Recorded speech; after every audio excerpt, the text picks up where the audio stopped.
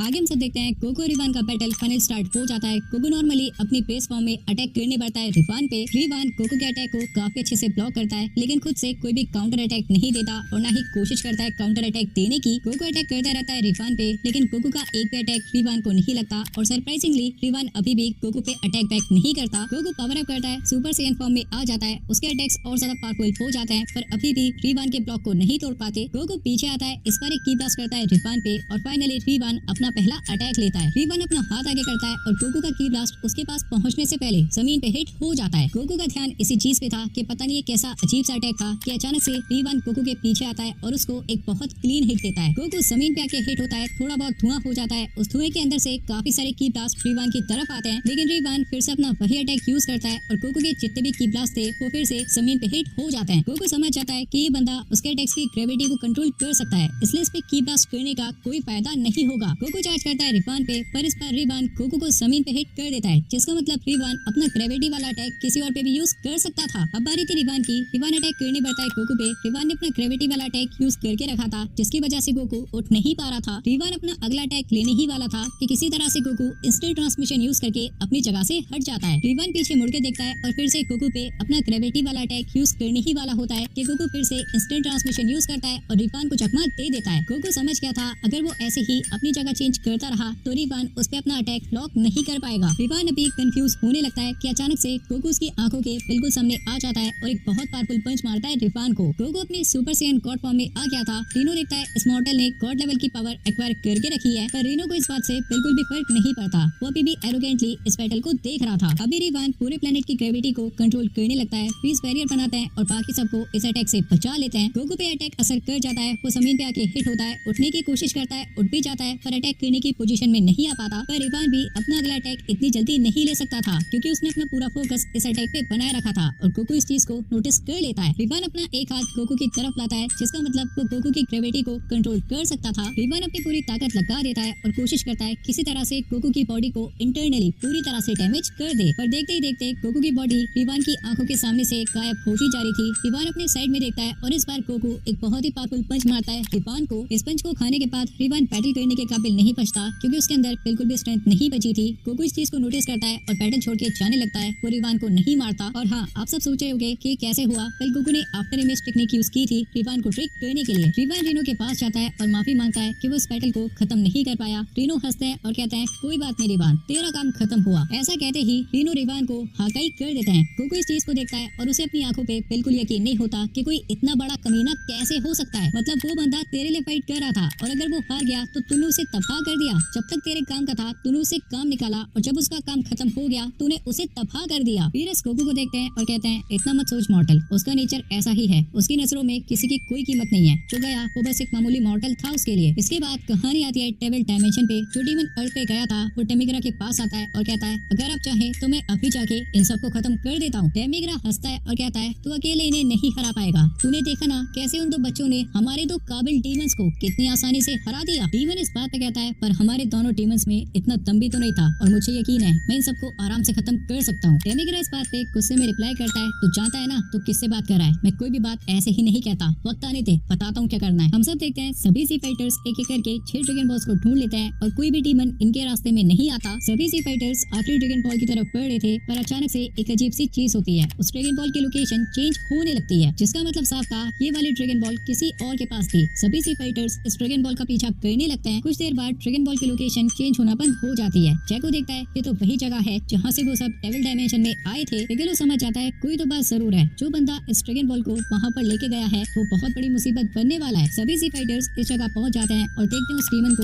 जो अर्थ पे आया था, जिसने गोटेन और ट्रंक से फाइट की थी, पर वो अकेला नहीं था। उसके साथ डेविल डायमेंशन का गॉड टेमिग्रा भी था। सो फाइनली टेमिग्रा ने फैसला कर लिया था वो सी फाइटर्स का सामना करेगा। इसके बाद कहानी आती है यूनिवर्स 13 पे और टाइम हो जाता है दूसरे बैटल का, विजिटा वर्सेस गिराटोस। दोनों वॉरियर्स आमने सामने आ जाते हैं। विजिटा आराम से खड़ा था और वेट कर रहा था कि गिराटोस उस पे कब अटैक करेगा, पर गिराटोस तो अपनी जगह से हिलता भी नहीं है। विजिटा ऐसे ही एक ही ब्लास्ट कर देता है गिराटोस पे। ये की ब्लास्ट गिराटोस की तरफ बढ़ रहा था, पर गिराटोस अपनी जगह से अभी भी नहीं हिलता। हम सब देखते हैं गिराटोस इस वाले अटैक को एब्सॉर्ब कर लेता है और उसकी पावर और ज्यादा बढ़ जाती है। विजिटा इस चीज को देखता है और अटैक करने बढ़ता है गिराटोस पे। विजिटा पंच करता है गिराटोस को, पर गिराटोस इस वाले पंच को भी एब्सॉर्ब कर लेता है और काउंटर पंच मारता है विजिटा को। विजिटा लास्ट मोमेंट पे इस अटैक को ब्लॉक करता है और समझ जाता है ये बंदा भी पहले वाली की तरह अजीब सी टेक्निक पॉसेस करता है। वेजिटा एक काफी पावरफुल की ब्लास्ट करता है केराटोस पे और केराटोस अपनी असली ताकत दिखाता है। वो इस वाली की ब्लास्ट को भी एब्सॉर्ब करता है, इसके मैग्नीट्यूड को बढ़ाता है और अटैक करता है वेजिटा पे। वेजिटा इस अटैक को साइड में करता है और सीधा चार्ज करता है केराटोस पे, पर केराटोस इस वाले अटैक के लिए भी रेडी था। पर वेजिटा अपने रश में ही सुपर सैयन गॉड फॉर्म में ट्रांसफॉर्म हो जाता है और सीधा एक पंच मारता है केराटोस को।